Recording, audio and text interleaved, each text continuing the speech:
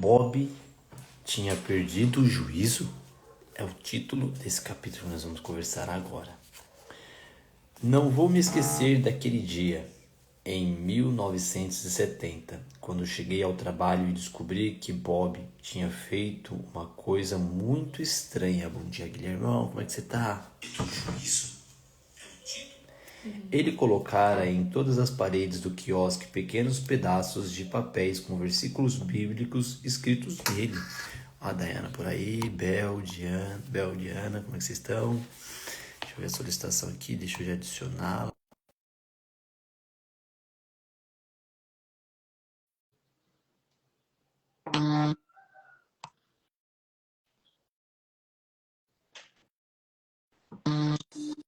Bom dia! Hoje eu fui rápida o suficiente para tirar esse eco. Loucura ou sanidade? Vamos ver, né? Ela colocou um monte de versículo bíblico no quiosque lá de sorvete. Pensei que ele ficara maluco. Eu sabia que ele era cristão, pois me contara, mas aquilo não era um pouco demais? Disse a mim mesmo: por que será que fez isso? Será para mim? Provavelmente conheço melhor a Bíblia do que ele. 2 pontos. Será necessário isso comparado ao quê? Para mim, isso é um exagero, porque eu estou comparando essa atitude dele com o quê? Com as minhas atitudes, com o que eu já tenho visto. Segundo, julgamento é tirando conclusões, né? O que ele falou aí no final? Eu sei mais versículos do que ele. Será que ele queria me evangelizar? Abre aspas, né? Então, se ele queria isso, talvez não seja tão necessário, porque eu conheço bem a Bíblia. Será que é esse? Tirar conclusão é complicado. A gente julga pelo que a gente acha e não pelo que de fato é. E nunca a gente vai saber o que de fato é, porque o julgamento ele nos impede de ver a verdade. Mas vamos continuando aqui então. Helder, bom dia, Helder, como é que você tá? Bom, finalmente perguntei. Qual a razão desses papelzinhos? Melhor Onde coisa. que estavam os papeizinhos mesmo? Tudo Desculpa. quanto é cano na parede. Na parede de onde? Do quiosque. Qual quiosque? Do quiosque onde ele trabalha. O Ben? Sorvete, é. Benny? Bob começou imediatamente a dar-me o seu testemunho. Achei que não ia acabar nunca. Quando terminou, decidi que ficaria o mais longe possível daquele sujeito amalucado. Tentei evitá-lo ao máximo, mas foi quase impossível, pois trabalhamos juntos. Ele tocava no assunto da religião a toda hora. Mais que isso, porém, ele queria falar sobre o novo nascimento, uma frase que não estava em meu limitado vocabulário, nem em meu conhecimento da escritura. Bob finalmente deixou o quiosque, mas muitos dos seus amigos frequentavam a minha escola. Nos 2 anos que se seguiram, tomei cuidado extremos para evitá-los. Eu pensava, eles são um bando de excêntricos. Eles pareciam realmente estranhos. Falavam de um modo estranho. Eram o completo oposto das freiras que haviam me ensinado. Então ele está fugindo do novo. Bom dia, Lisa. Bom dia, Rafa. Agora sabemos comparado ao quê? As freiras. Durante meu último ano no Georges Vanier, pela segunda vez em minha vida tive um encontro com o Senhor. Ele entrou em meu quarto para visitar-me, desta vez na forma de um sonho inesquecível. Em Haifa, aos 11 anos, a visão de Jesus de pé à minha frente me deixara uma impressão indelegível. Mas agora, em Toronto, o fato não aconteceu enquanto estudava a Escritura. Eu ainda frequentava a igreja, mas o evento ocorreu inesperadamente e fiquei aturdido com a experiência. Quero contar-lhe exatamente o que aconteceu em meu quarto naquela noite fria de fevereiro de 1972. Em meio ao sonho, eu comecei a descer uma escada escura e comprida. Ela era tão íngreme que pensei que ia cair e seguia em direção a um abismo sem fundo. Eu estava preso por uma corrente a um prisioneiro à minha frente e a outro atrás de mim. Minhas roupas eram as de um sentenciado. Havia cadeias em meus pés e ao redor do meu pulso. Tanto na frente como atrás de mim, a fila de cativos era infindável. Depois disso, na névoa sinistra daquele poço mal iluminado, vi um grande número de pessoas pequeninas se movendo. Eram parecidas com duendes, com orelhas de formas estranhas. Não podia ver seu rosto e suas formas mal se distinguiam, mas estamos sendo obviamente empurrados, escada abaixo, por eles, como uma manada de gado para o matadouro, ou pior. De súbito, vindo, não sei de onde, apareceu um anjo do Senhor. Oh, como foi maravilhoso contemplá-lo! O ser celestial pairou um pouco à minha frente e apenas alguns passos. Eu jamais tinha visto algo assim antes, nem mesmo em meus sonhos. Um anjo luminoso e belo no meio daquele buraco escuro e tenebroso. Quando olhei de novo, o anjo me fez um sinal para aproximar-me. Ele olhou então em meus olhos e me chamou. Meus olhos ficaram fixos nos seus. Comecei a andar na sua direção. As cadeias caíram instantaneamente de minhas mãos e pés. Eu não estava mais preso aos meus companheiros. O anjo me levou apressadamente através de uma porta, e no momento em que penetrei na luz, o ser celestial me tomou pela mão e me deixou cair na estrada Dom Mills, bem na esquina da escola George Svaney. Ele me deixou a poucos centímetros do muro da escola, bem ao lado de uma janelinha. O anjo desapareceu num segundo e eu acordei cedo e corri para a escola para estudar na biblioteca antes das aulas começarem. Bom dia, Felipe. Bom dia, Leonel. Eu mal podia piscar. O que será que tinha através daquela Um janela? sonho profético. Vocês já tiveram algum sonho, assim, um sonho sinistro, algum pesadelo? Esse cara, a princípio, ele estava indo para o inferno, né? Com as cadeias e o anjo libertou ele. Então ele já foi correndo para a biblioteca. O que ele vai fazer na biblioteca, hein? E os sonhos são a porta, né, de A janela entrar, da alma, a né? janela, para conversar. Vários santos da Bíblia mesmo tiveram sonhos, né? Como um contato imediato com Deus, com o Espírito Santo, com a divindade. Então, o sonho, ele pode ser uma fonte de forma de comunicação com o divino.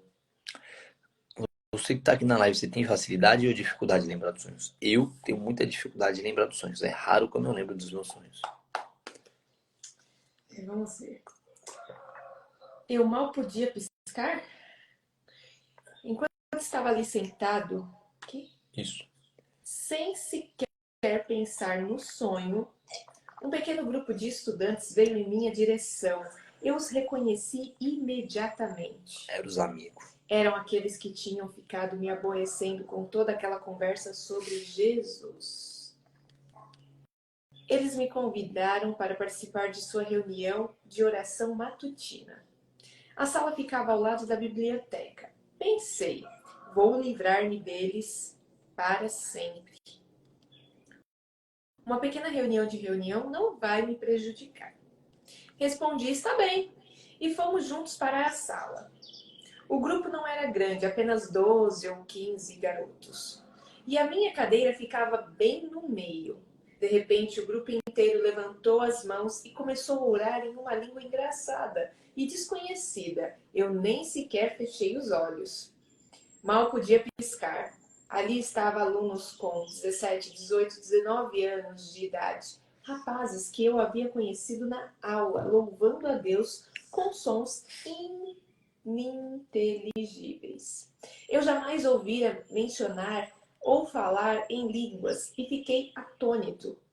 Pensar que Benny se achava numa escola pública, em propriedade pública, sentado no meio de um bando de fanáticos tagarelas, estava além da minha compreensão. Não orei. Fiquei só observando. Ficou só à margem, só vendo o que estava acontecendo. sem participar, sem se entregar, o que vai acontecer com ele? O que aconteceu em seguida foi mais do que eu poderia ter imaginado. Fui tomado por uma estranha vontade de orar, mas eu não sabia o que dizer. A Ave Maria não parecia apropriada para o.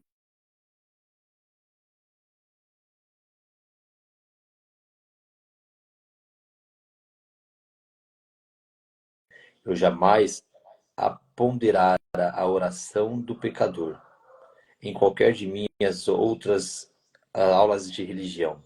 Tudo que conseguia lembrar de meus encontros com o povo de Jesus era a frase: preciso, você precisa conhecer Jesus.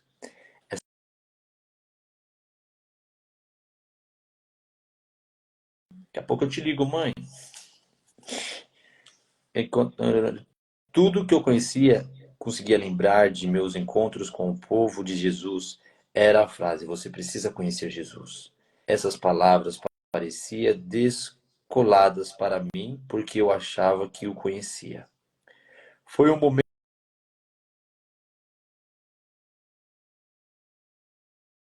dela, hein? Foi um momento embaraçoso. Ninguém estava orando comigo, ou sequer por mim. Todavia, a atmosfera espiritual foi intensa, que já sentia me cercava. Será eu um pecador? Não achava que. Ah, deve ser minha mãe querendo falar do aniversário de casamento. Não achava.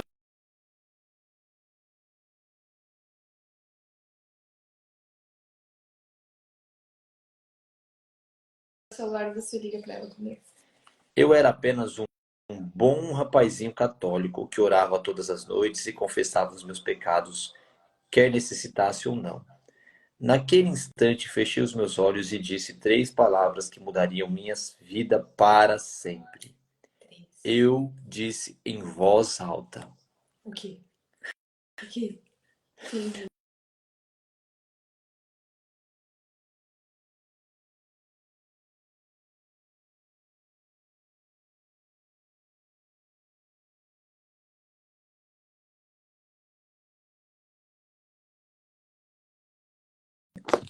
O que será que essas palavras, volte Senhor Jesus, significa?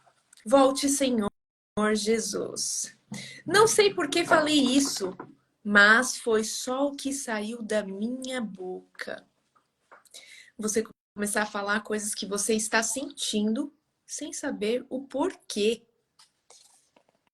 Repetir várias vezes essas palavras. Volte, Senhor Jesus. Volte, Senhor Jesus. Eu pensava que ele saíra de minha casa ou de minha vida. Na verdade, não sabia, mas no momento em que pronunciei essas palavras, um sentimento estranho me envolveu, levando-me de volta ao topor que sentia aos 11 anos, quando ele teve a experiência de ver Jesus. Era mesmo intenso, mas a voltagem daquela mesma força se repetia em mim. Ela me atravessava. O que realmente percebi, no entanto, foi que aquela onda de poder estava me purificando intensamente, de dentro para fora. Purificação, de dentro para fora, é uma limpeza, é pureza. Eu me sentia absolutamente limpo, imaculado e puro. De repente vi Jesus com meus próprios olhos. Aconteceu no momento, ele estava ali. Jesus. 7:55. Os alunos ao meu redor não podiam saber o que se passava comigo. Estavam todos orando. A seguir, um a um, eles começaram a sair da sala dirigindo-se para as classes. Faltavam 5 minutinhos para as 8 da manhã. A essa altura, eu me encontrava ali sentado, chorando. Não sabia o que fazer nem dizer. Não entendi na hora o que ocorrera, mas Jesus se tornou tão real para mim como o chão debaixo dos meus pés. Eu não fiz qualquer oração além daquelas 3 palavras. Sabia, porém, sem qualquer dúvida que algo extraordinário acontecera naquela manhã de fevereiro. Arrastaram-me para a aula de história, que era uma das minhas matérias favoritas. Estávamos estudando a Revolução Chinesa. As palavras do professor ficaram, entretanto, perdidas para mim. Não me lembro de nada que foi dito. A sensação que começara naquela manhã não me abandonava. Vamos receber o Rafael novamente.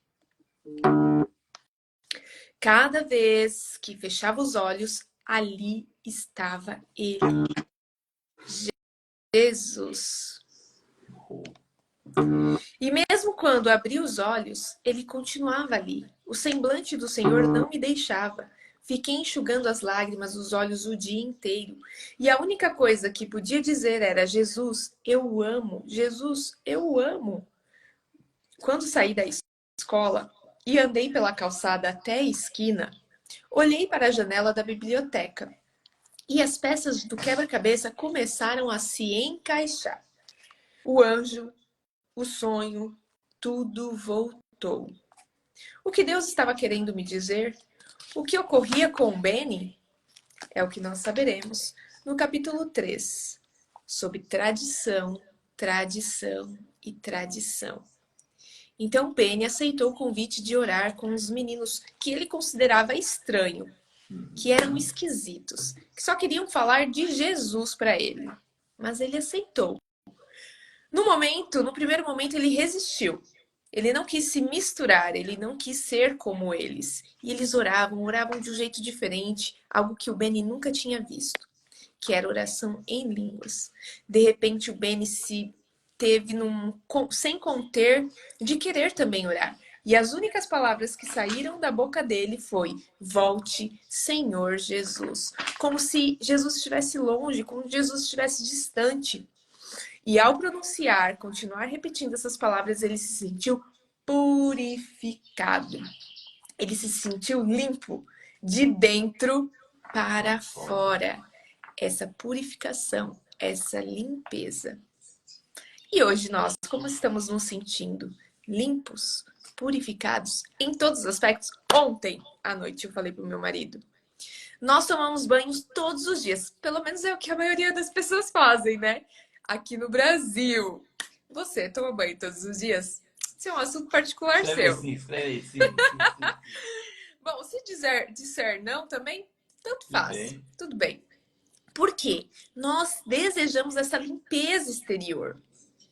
É o suor, algo que sai de dentro de nós para fora, né? Das nossas partes. O suor a gente quer limpar, a poeira, a poluição, escovar os dentes, até a comida, resíduos. A gente deseja essa limpeza. Mas será que a gente está pensando no interior das duas formas? Aí eu comentei com meu marido. Uma limpeza interior de duas formas. Nós passamos por uma limpeza interior física recentemente, que foi a limpeza do intestino, a limpeza de fígado, a desparasitação, mas de uma forma interna. Teve que ter atitudes diferentes, teve que ter atitudes, comportamentos, vontades diferentes, negar alguns prazeres que estavam prejudicando a nossa saúde. E tem essa outra limpeza, que é interior também, mas que é espiritual, almática, mental. O quanto será que nós estamos dispostos a ter essa limpeza? Será que ela é necessária diariamente, assim como o nosso banho externo? Mas vamos continuar com a tradição, a tradição, a tradição do bem.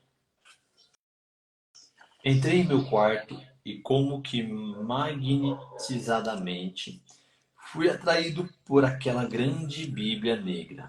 Era a única Bíblia em nossa casa. Mamãe e papai não tinham uma. Eu não sabia de onde ela viera, mas fora minha desde quando eu podia me lembrar. As páginas mal tinham sido viradas desde a nossa chegada ao Canadá. Mas agora orei. Senhor, o Senhor precisa mostrar-me o que aconteceu hoje. Abri as escrituras e comecei a devorá-la como um homem faminto que acabou de receber um pedaço de pão. O Espírito Santo tornou-se meu professor. Eu não tinha ideia disso no momento, mas foi exatamente o que começou milagrosamente a acontecer. Os rapazes da reunião de oração não me disseram: olhe, é isso que a Bíblia diz. Eles não disseram nada. De fato, não imaginavam o que havia acontecido durante as últimas 24 horas. Como é natural, eu também não contei nada a meus pais. Comecei lendo os evangelhos, descobri-me dizendo em voz alta: Jesus, encontrei em meu coração. Jesus, encontre em meu coração. Por favor, Jesus Cristo, Senhor, entre em meu coração. Versículo após versículo, eu vi o plano da salvação se desenrolando. Era como se eu nunca tivesse lido a Bíblia antes. Oh, meu Deus! Ela estava viva. As palavras jorravam de uma fonte e eu bebia literalmente delas. Finalmente, às 3 ou 4 da manhã, envolto numa paz tranquila que não conhecera antes, adormeci. Participando. Dia seguinte, Participando de quê? Mas olha, ele foi criado numa escola católica que tecnicamente daria acesso a ele a todas essas informações, mas era uma década de 1970, né? Como sim, que estava, né? Esse avivamento no Espírito Santo. eu além, tá? Você hoje não precisa comentar aqui qual que é a sua religião, mas você já leu a Bíblia pelo menos uma vez? Inteira. Porque assim, às vezes a pessoa fala assim, eu amo Jesus, ama, mas você já buscou pelo menos ler o Evangelho, que é onde conta sobre a vida de Jesus por inteiro, de uma forma que você consiga entender todo o projeto que Jesus já teve na vida.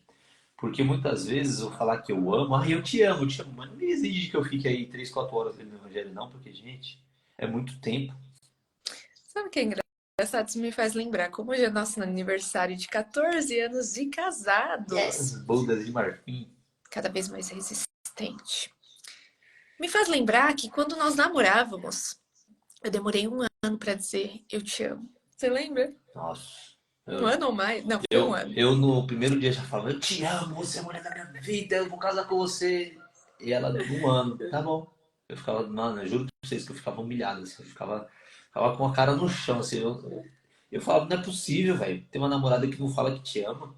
Nunca vi uma coisa dessa, demorar um ano, foi quase um ano, foi no Natal de 2025, a gente começou a namorar. 2025, você tá no futuro. 2005. A gente começou a namorar no dia 23 de janeiro de 2005. E ela foi me falar eu te amo na véspera de Natal, dia 24 de É um dezembro de presente. 2025. Ou seja, quase 11 meses. Pode dizer que foi um ano por 11 meses. Pra gerar esse desejo, né? Essa expectativa. E eu te Hum, presenteei com isso. acho que eu gostei disso não, viu? Gente, eu fazia algumas coisas que hoje eu penso, nossa, onde que será que eu aprendi? Fui inspirada, né? Por Deus, talvez. Pra treinar esse bom rapaz aqui do meu lado. Participando.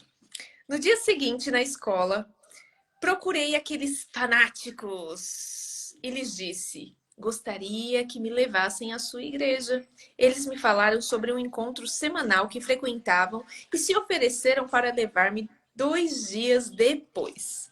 Naquela noite de quinta-feira, eu me achei nas catacumbas.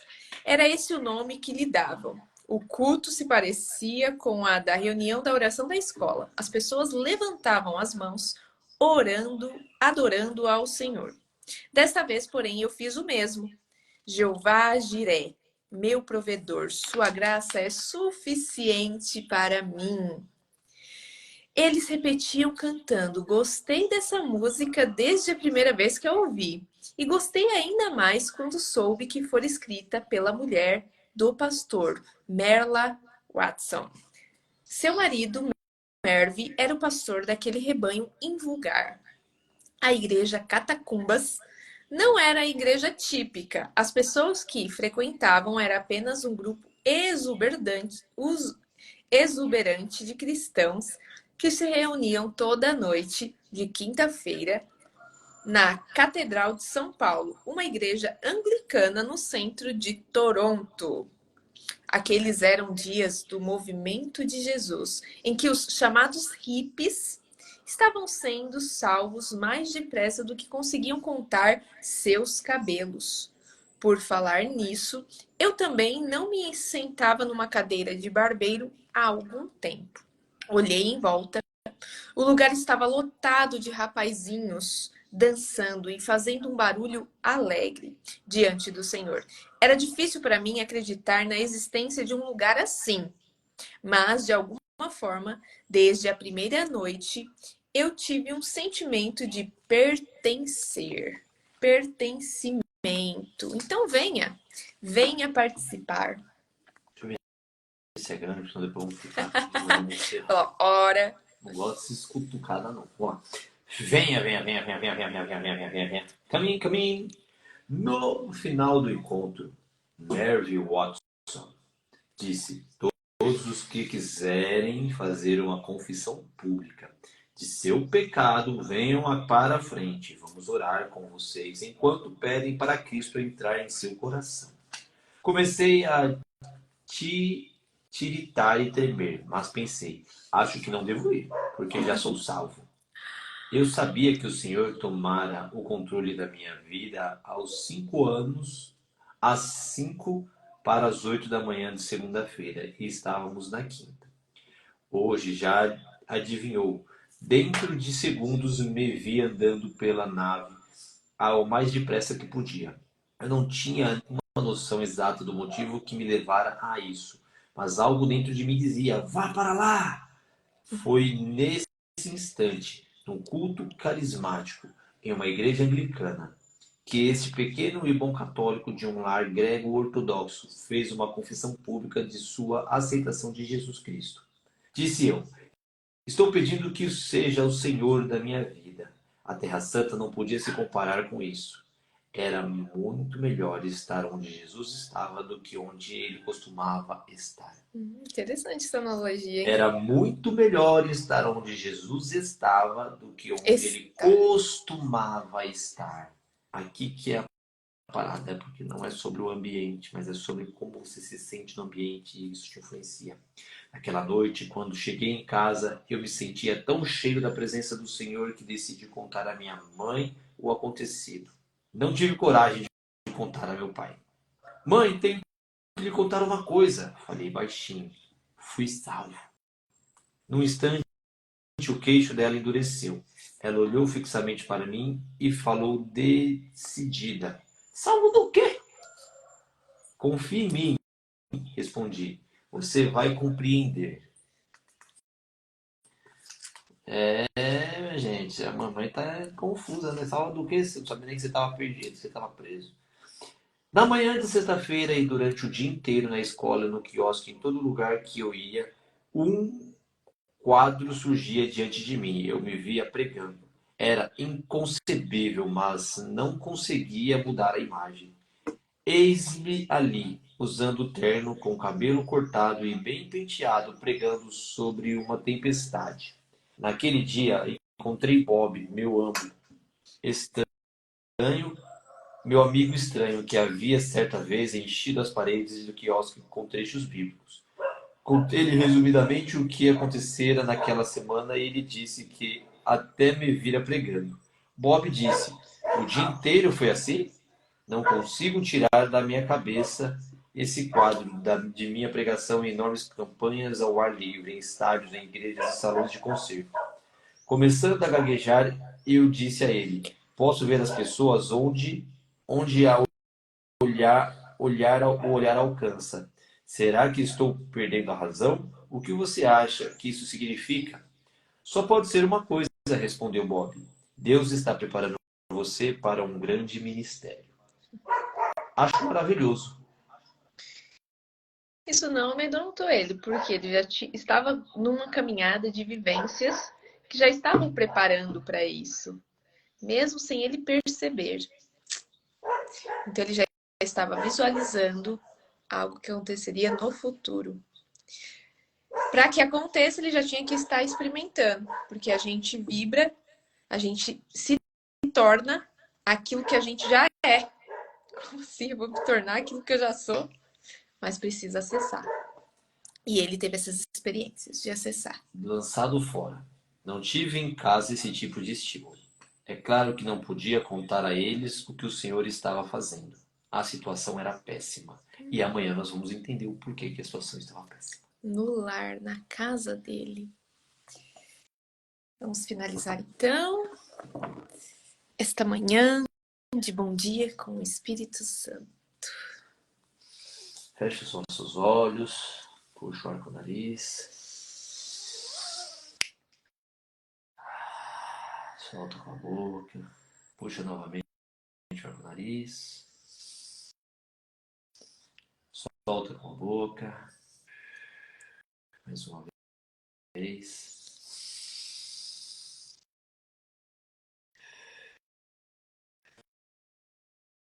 A Ti rendemos graças, Deus Pai Todo-Poderoso, porque criastes o mundo e nos criastes a sua imagem e semelhança.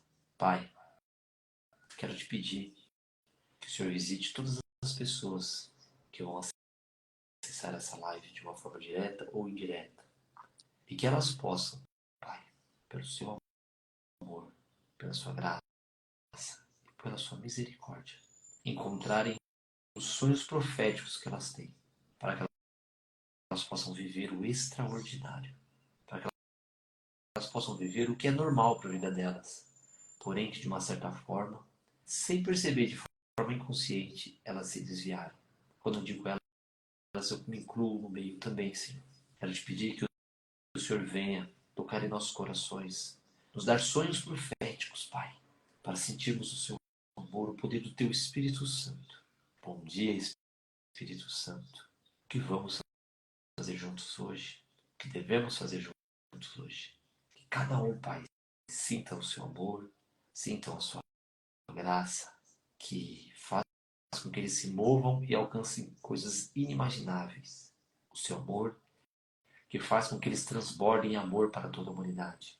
E a sua misericórdia, que nos mostra que não é pelas nossas ações e nossas capacidades que somos salvos, mas sim pelo teu amor, pela tua graça. Obrigado pela sua misericórdia, pelo seu perdão.